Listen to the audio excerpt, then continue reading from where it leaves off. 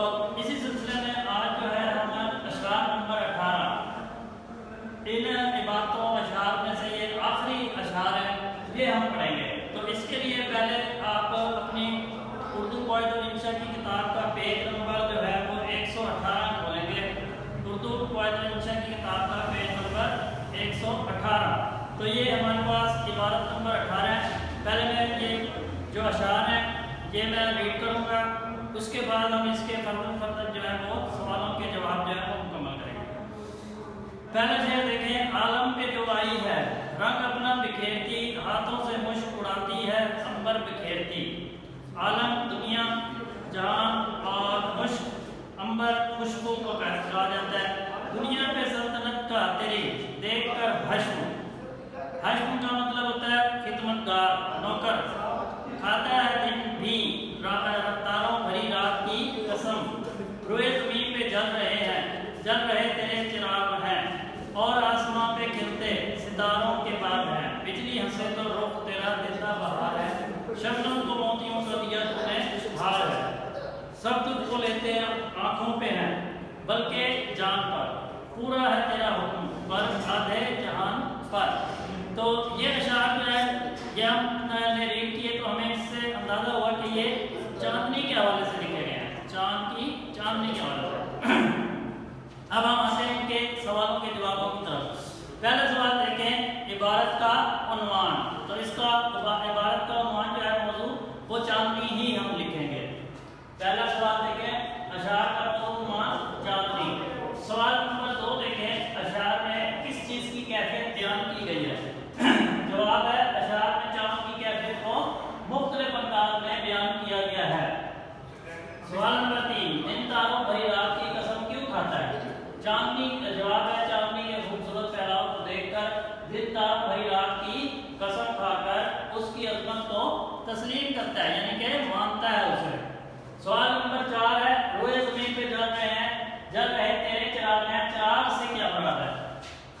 جب چاند کی روشنی زمین کی مختلف چیزوں پر پڑتی ہے تو منعکس ہوتی ہے، عکس پڑتا ہے اس کا۔ انہی تمام منعکس ہونے والی اشیاء کو کیا کہا گیا ہے؟ چراغ کہا گیا۔ مثلا کہ اگر چاند کی روشنی جو ہے وہ زمین پر موجود چیزوں پر پڑے گی، یقیناً وہاں سے جب ان کا عکس پڑے گا تو ایسا محسوس ہوگا کہ چھوٹے چھوٹے جو ہے وہ دیے یہ چراغ جو ہے وہ جل رہے ہیں۔ سوال نمبر 5 دیکھیں، شبنم کو موتیوں کا دیا تو نے ہار ہے، اس مصرعے کی تشریح۔ چاند کی روشنی جب شبنم کے قطروں پر پڑتی ہے تو یہ موتیوں کی طرح چمکتے ہیں، اور جب بہت سے قطرے مل جاتے ہیں تو یہ ہار کی مانند دکھائی دیتے ہیں۔ سوال نمبر 6 دیکھیں، پہلے شعر میں مشک اڑانا اور عنبر بکھیرنا سے کیا مراد ہے؟ جواب ہے، جب چاندنی آہستہ آہستہ زمین پر پھیلنا شروع ہوتی ہے تو ایک خوشگوار ماحول کا احساس ہوتا ہے، اور یہ تبدیلی جو ہے وہ بہت دلکش محسوس ہوتی ہے۔ سوال نمبر 7 ہے، حشم کے معنی بتائیے اور اس پر اعراب لگائیں۔ حشم ہے کے اوپر زبر ہوگا، شین کے اوپر بھی زبر ہوگا، میم کے اوپر جزم ہوگا، تو یہ اس کے اعراب ہوئے۔ اس کا معنی کیا ہے؟ نوکر، چاکر یا خدمتگار۔ سوال نمبر 8 ہے، پورا ہے تیرا حکم پر آدھے جہاں پر، تشریح کریں۔ زمین کے گول ہونے کی وجہ سے اس کا صرف آدھا ہی حصہ چاند کے سامنے ہوتا ہے، تو جس پر چاندنی پڑتی ہے باقی حصے پر چاندنی نہیں پڑتی، یہ اس کا جواب ہے۔ سوال نمبر 9 دیکھیں، بجلی ہنسے تو رخ تیرا زندہ بہار ہے، مصرعے کی تشریح کرنی ہے۔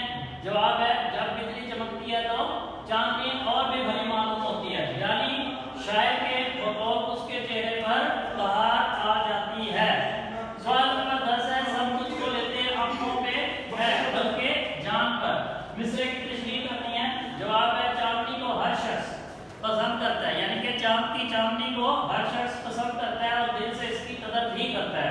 جب چاندنی پھیلنے لگتی ہے تو بعض لوگوں کی کیفیت دیدنی ہوتی ہے، دیکھنے کے قابل ہوتی ہے، اور ماحول میں خوشگوار تبدیلی پیدا ہونے لگتی ہے۔ تو ایسی صورتحال میں چاندنی کے قدردان سے دل و جان سے زیادہ اہمیت دیتے ہیں۔ تو یہ ہے آج کی ہماری عبارت نمبر 18۔ آپ نے اسے اچھے طریقے سے یاد کرنا ہے۔ باقی اگر آپ کو کوئی بھی اس حوالے سے مسئلہ ہو تو آپ اسکول آ کر یا دیے گئے نمبروں پر